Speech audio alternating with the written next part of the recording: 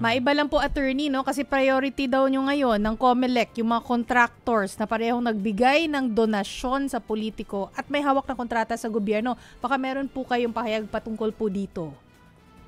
Tama po, nadagdagan na po yung unang nakita ng aming Political Finance Affairs Department. Noong una po parang 3 naging 4, parang ngayon po 5 na yung nakita nila na parang contractor. Ang susunod na gagawin po dito ay susulat po ang COMELEC sa DPWH para kumpirmahin yung bang kanilang pagiging contractor, yung kanilang tinatawag na kontrata or subcontract ay nangyari at existing noong pong panahon ng kampanyahan, noong panahon ng filing ng COC na makakaapekto doon sa ating Section 95C ng ating Omnibus Election Code na ipinagbabawal sino mang tao o juridical entity na may kontrata na magbigay ng donasyon para sa political campaign ng kandidato. Yan po yung inuuna natin. At inuuna po natin yung 2022 dahil may 5 years lamang po mula doon sa pagkakagawa ng election offense para sila ay ma-prosecute namin.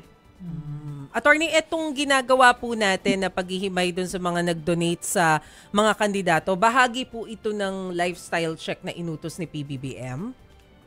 Nako, hindi po. Independiente pong ginagawa ng COMELEC ito. At para lang din po malinaw sa lahat, hindi po namin ito ginagawa dahil merong issue. Kundi ito po yung regular na ginagawa ng COMELEC. Tinitingnan namin, meron ba mga pinagbabawal na expenditures or mga contributions?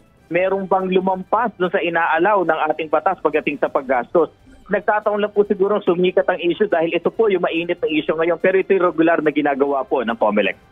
So ibig sabihin kung regular po, dati po ay meron na rin po kayong nasilip po na ganito po? Wala po kaming nakita pa doon sa mga dati. Dahil alam niyo po may konting difficulty pagdating sa bagay na yan.